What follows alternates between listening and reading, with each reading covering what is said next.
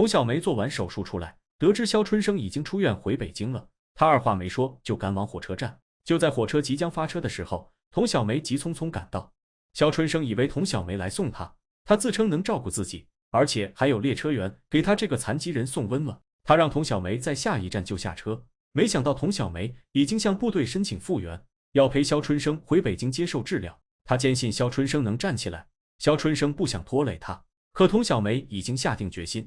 肖春生感动得热泪盈眶。自从肖春生复员以后，叶国华被偷来的荣誉压得透不过气来，在贺红玲面前也愈加自卑。叶国华决定把真相说出来，他向军区领导151时讲述了肖春生冒着生命危险取得情报，还舍命为他排雷的英雄事迹。齐天和肖艳秋早早来到车站，看到肖春生坐着轮椅回来，他们俩的心里都很难受。肖艳秋紧紧拥抱肖春生，欢迎他回家。肖春生回到阔别已久的家，家里的陈设依旧，可父亲肖延培却永远离开了。肖艳秋让齐天去食堂买菜。肖春生来到肖延培生前住过的房间，眼泪再也止不住了。肖春生伤心的痛不欲生，他连父亲最后一面也没有见到。肖艳秋得知童小梅为了肖春生都提前退伍了，他对童小梅感激不尽。童小梅已经联系了骨科专家，相信肖春生手术后会恢复如初。童小梅看出齐天对肖艳秋的一片真情，劝他好好珍惜齐天。肖艳秋不想提这些，赶忙岔开话题。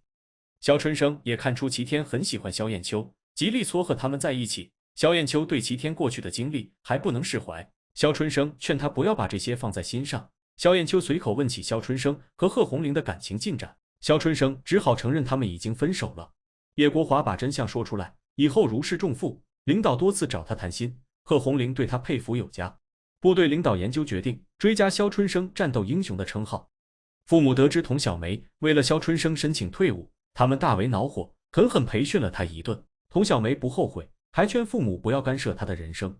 童小梅一回家就联系了骨科专家，齐天和肖艳秋陪肖春生去找专家，专家提供了2个解决方案。因为弹片残留在脊柱，手术难度很大，一旦手术失败，会面临死亡或者终身残疾的危险。如果保守治疗，弹片一旦移位，也会造成终身疼痛。童小梅查到专家曾经用新方案做过这样的手术，成功率只有70%。肖春生考虑再三决定手术。贺红玲被任命为乐队队长，黄团长和战友们一起向他祝贺，贺红玲却高兴不起来。叶国华送给贺红玲一束鲜花表示祝贺，还带她出去兜风散心。叶芳和陈红军来医院看肖春生，肖春生听说叶芳想继续深造，陈红军即将成为国家干部，连连向陈红军表示祝贺。陈红军要等明天面试结果出来。叶芳陪陈红军去面试，前面排了长长的队伍。陈红军信心满满，想面试成功以后就和叶芳结婚。叶芳欲言又止。专家从肖春生的脊柱里取出了2枚弹片，可他不知道有没有损伤到神经，只有等肖春生醒过来才能确定。肖艳秋、齐天和童小梅心里惴惴不安。转眼1周过去了，肖春生终于苏醒过来，专家给他做了仔细检查，发现他右腿的感知能力很差，怀疑是手术出血造成的损伤。专家把实情告诉童小梅。肖春生试着动了动下肢，他的脚趾活动灵活。肖艳秋和齐天都很开心。童小梅给肖春生找了一家康复医院，答应陪他做复健。肖春生不想再麻烦童小梅。童小梅每天晚上查阅术后复健的资料，白天来医院给肖春生做康复训练。肖春生强忍疼痛配合。明天肖春生要出院了，童小梅接口要去医院面试，不来接他。肖艳秋和齐天一早来接肖春生出院。童小梅想陪肖春生做康复治疗，肖春生婉言谢绝。童小梅伤心的大哭了一场，借口要去医院面试，没来接肖春生出院。肖艳秋觉得不对劲，也没有多想。肖春生出院回家以后，就迫不及待开始康复训练。童小梅给肖春生送了一副腰封缓解腰疼，还详细列出了康复训练中需要注意的事项。童小梅借口最近工作很忙，不能每天来看肖春生。肖艳秋以为童小梅父母从中作梗，童小梅连连否认。肖艳秋猜到肖春生拒绝了童小梅，忍不住埋怨他一顿，劝他向童小梅低头。肖春生不想连累童小梅，童小梅向父母保证不会放弃自己做医生的理想，父母才稍稍安心。童小梅多方奔走，替肖春生联系康复医院，院长以器械不足为由拒绝。童小梅连连解释，肖春生是在部队受伤的战斗英雄，院长才答应让肖春生做康复治疗。齐天带肖艳秋出来散心，无意中看到有人倒卖外汇券，好奇地向他打听其中奥秘。那个人给他指点迷津，齐天顿开茅塞。他和萧艳秋约定，明天一早去前门长途汽车站见面。童小梅一早来接萧春生去康复中心。齐天带萧艳秋来到长城脚下，看到很多外国人来这里游玩，他们用外汇券买当地老乡的特产。齐天和葛大爷讨价还价，从他手里收购外汇券。齐天不懂英语，和外国人没法交流，他下决心学英语。齐天带萧艳秋来找郭黑子帮忙打听倒卖外汇的下家。郭黑子一直在等齐天找赚钱的门道，他正好认识用外汇从广州到烟的三哥。赵小辉愿意拿出所有的钱跟着齐天干，瓶盖和起子也想跟着齐天一起赚钱。郭黑子带齐天来见三哥，三哥对齐天早有耳闻，给他们最高收购价，他们大赚了一笔。齐天不甘心只做这小打小闹的买卖，让郭黑子他们各输几件，想更多更好的赚钱办法。陈红军面试海关取得第3名的好成绩，他欣喜若狂，向母亲要了奶奶留下的金镯子，去找叶芳求婚。叶芳兴冲冲来到叶芳家，在门外听到叶芳和母亲打电话。叶芳觉得陈红军胆子要大，不适合海关工作，求母亲把陈红军安排到高校或者部委机关。陈红军心里倍感失落，悄悄离开了叶家。陈母心情大好，请街坊邻居吃饭庆祝陈红军考上海关。陈红军失魂落魄回家，顾不上邻居们的祝贺，直接回到自己房间生闷气。母亲看到他把镯子原封不动拿回来，立刻明白了一切。童小梅每天陪萧春生去做康复训练，萧春生全力配合，可他的右腿还是没有知觉。复健师认定他们是情侣，提醒萧春生不要辜负童小梅。萧春生连连解释他们只是朋友，复健师根本不信。童小梅向专家汇报了萧春生的康复情况，专家觉得情况很不乐观，劝童小梅做好最坏的准备。病友和萧春生的情况类似，他听说国外有激光治疗方法。病友大爷心情很沮丧，如果他们不能在黄金1个月时间内治好，就再也站不起来了。萧春生坚信自己能好起来。梁东来看萧春生，对他嘘寒问暖，然后就推着他去见自己新收的学生。梁东早就给他们讲过萧春生的故事，他们都对萧春生这个大英雄佩服有加。童小梅每天加班加点学习康复医疗和中医按摩，她先在叶芳身上做实验，童小梅还跟着针灸医生学习，回家在自己身上下针，她渐渐掌握其中要领。母亲看到童小梅为了萧春生如此拼命，又急又气。童小梅心甘情愿为萧春生付出。童小梅每天精心照顾萧春生，为他忙东忙西。萧春生不想耽误他的工作，童小梅以父亲不肯为他走后门为由掩饰过去，萧春生也不便多问。童小梅对针灸有了十足的把握，才在萧春生身上对症施治，可他的腿还是没有任何感觉。萧春生很失落，童小梅鼓励他不要气馁。陈红军一直就很喜欢去海关上班，叶芳母亲让他去部委工作。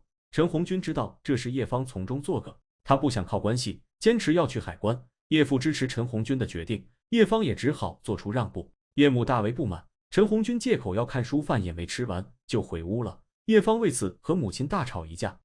齐天带萧艳秋再次来到长城脚下，他们没有找到换外汇的葛大爷，从老乡口中得知，葛大爷已经找到一个更大的买家。齐天理解葛大爷，他老伴体弱多病，家里急需钱，齐天觉得自己很没用。萧艳秋劝他再找其他的赚钱办法，齐天向萧艳秋表明心意，保证让他幸福一辈子。萧艳秋激动万分，愿意跟他同甘共苦。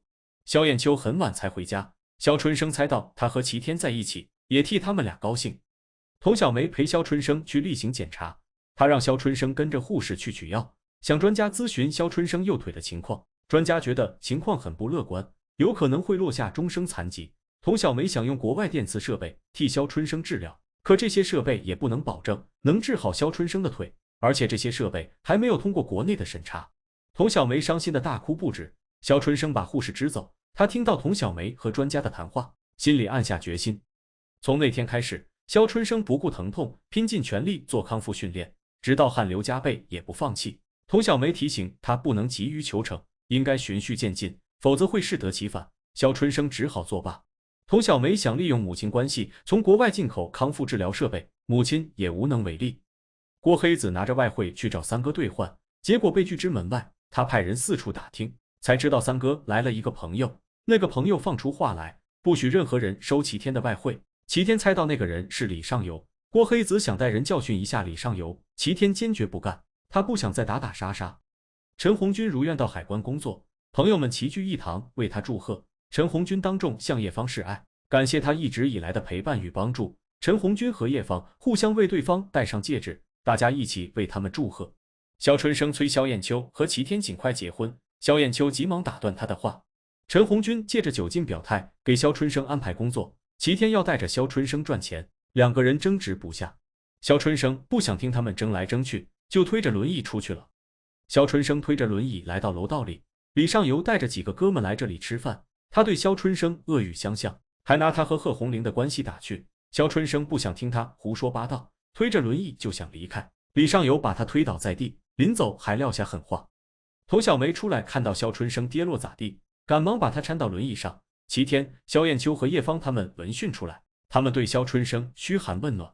萧春生被李尚游的话伤得体无完肤，他彻底清醒了，而且专家也说过他很难治愈，以后就是一个废人了。童小梅不想放弃，坚持要把他治好。萧春生冲童小梅大呼小叫，童小梅一气之下掉头就走。齐天不想把外汇砸在手里，他只好做出最大的让步。三哥只好承认他是为了换李尚游一个和人情，才拒绝收齐天的外汇。三哥看齐天是在为难，才勉强答应收下他的外汇。就在这时，李尚游派人把三哥叫走，三哥让手下兄弟通知齐天取消这笔交易。齐天觉得李尚游的实力没有那么大，他越想越不对劲，派郭黑子去天津找门路，然后来找萧春生商量对策。萧春生去找叶芳求助，叶芳托朋友打听到政府要重点打击倒买倒卖，让萧春生提醒齐天把手里的货卖出去。叶芳把陈红军支走，忍不住埋怨萧春生一顿。童小梅一直喜欢萧春生，她为了成全萧春生和贺红玲选择退让。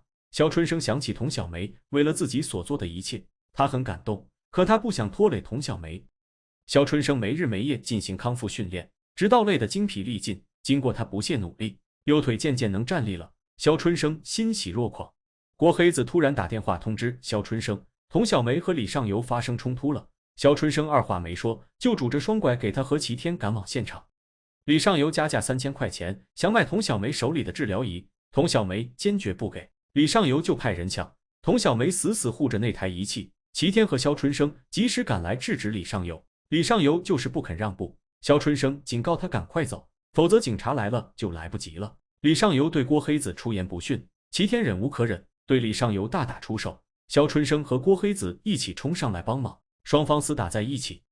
萧春生被打翻在地，有人趁机去抢童小梅手里的治疗仪。萧春生挣扎着爬起来去保护童小梅，被人再次打翻在地。童小梅看到萧春生不但能站起来，还能走几步，她激动万分，冲上去紧紧抱住萧春生。那几个人对他们拳打脚踢，萧春生拼命护住他。警察及时赶到，把李尚游等人全部抓走。童小梅喜极而泣，萧春生拼命安抚她。经过这次考验，萧春生和童小梅才感受到彼此的真情。萧春生后悔说了那些绝情的话，他承认对童小梅的感情，他们俩两情相悦。萧春生更加努力进行康复训练，再加上童小梅用治疗仪协助，萧春生的右腿渐渐恢复了知觉，他能慢慢走几步了。童小梅心里别提多开心了。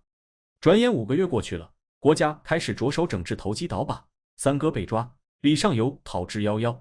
齐天不知道下一步该何去何从，他来找萧春生商量，想开一家24小时营业的小店。萧春生建议开在居民区人流量大的地方，催他尽快和萧艳秋结婚。萧春生的腿渐渐康复，他想找点事做。童小梅想放弃考大学，去康复医院应聘，萧春生全力支持他的决定。